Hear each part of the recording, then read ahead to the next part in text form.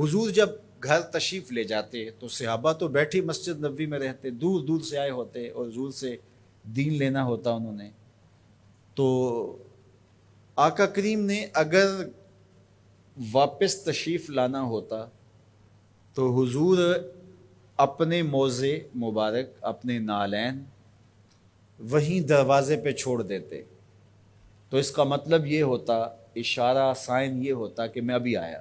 اور اگر حضور نے جا کے استراحت فرمانی ہے، دیر کے بعد تشریف لانا ہے، ایک نماز کے بعد گئے اب دوسری نماز کے وقت ہی آئیں گے، تو حضور نالین سمیت تشریف لے جاتے. تو جب حضور کے جوڑے پڑے ہوئے تو صحابہ سمجھتے کہ وہ آنے والے ہیں، تو پھر ان کی نظریں دروازے پہ لگی رہتی. تو اچانک جب حضور آتے تو وہ یہ لفظ بولتے، خرجنا رسول اللہ. کبھی کہتے کہ حضور طلوع ہوئے، کبھی یہ بھی کہتے طالع علینا، ہمارے اوپر طلوع ہوئے. تو یہ مختلف روایات حدیث میں ملتے ہیں. تو یہ کیا کہتے ہیں سنو ذرا. حضرت ابو شریح الخزاعی رضی اللہ تعالی عنہ فرماتے ہیں، خرج علینا رسول اللہ صلی اللہ علیہ وسلم فقال، حضور تشریف لائے، ہمارے درمیان جلوہ فراز ہوئے. فقال، اور ارشاد فرمایا، الیسا تشہدون اللہ الہ الا اللہ وانی رسول اللہ، تم گواہی دیتے ہو کہ اللہ کے علاوہ کوئی معبود نہیں ہے اور میں اللہ کا رسول ہوں. قالوا بلا، سب نے کہا کیوں نہیں. یعنی مطلب کیا کہ میں جب اللہ کا رسول ہوں تو پھر جو کہہ رہا ہوں اس کو غور سے سنو. اب ذرا دیکھیے کہ حضور نے یہ کہہ کے ایسا ماحول پیدا کر کے کہا کیا. اب اس کہنے پہ قربان. حضور نے ارشاد فرمایا، یہ اللہ کی کتاب قرآن مجید، اس کا ایک سرا تمہارے ہاتھ میں ہے. یعنی یہ اللہ کی لٹکتی ہوئی رسی ہے قرآن مجید، اور لٹکتی جو رسی ہوتی ہے اس کے دو سرے ہوتے ہیں نا. تو کہا اس کا ایک سرا اللہ کے ہاتھ میں ہے اور دوسرا سرا تمہارے ہاتھ میں ہے. اللہ اکبر. فتمسکو، اس کو مضبوطی سے پکڑ لو. دیکھیے یہ لائٹ جل رہی ہے نا، اس کے اندر تار لگی ہوئی ہے. تار کا ایک سرا مین پاور ہاؤس سے جڑا ہوا ہے اور دوسرا سرا اس لائٹ سے جڑا ہوا ہے. تو اگر یہ دوسرا سرا مضبوطی سے یہ لائٹ پکڑ لے تو پھر روشنی دے گی نا، اجالا دے گی، ظلمت مٹائے گی. لیکن ادھر سے تو جڑا ہوا ہے، لیکن یہ ادھر سے نہ پکڑے تو بتاؤ روشنی ہوگی.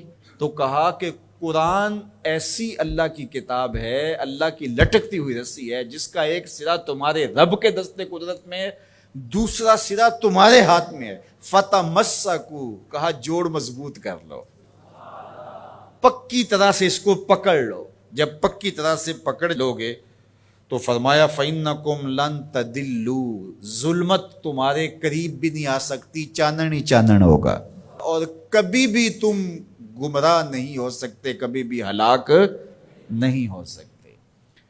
تو یہ راز یہ لائٹ پا گئی ہے، یہ راز یہ پنکھا پا گیا ہے کہ ایک سرا تو تار کا پاور ہاؤس سے جڑا ہے اور پورا کرنٹ آ رہا ہے، لیکن اگر ادھر سے اس کا کنیکشن کمزور ہو گیا تو یہ چل نہیں پائے گا، یہ روشن نہیں ہو پائے گی. قرآن اللہ کی وہ لٹکتی ہوئی رسی ہے جس کا ایک سرا تو رب کے دستے کرم میں ہے اور دوسرا سرا جو ہے وہ فرمایا تمہارے ہاتھ میں ہے، اور جب اس کو زور سے پکڑا ہوا ہو تو روشنی ہوگی نا.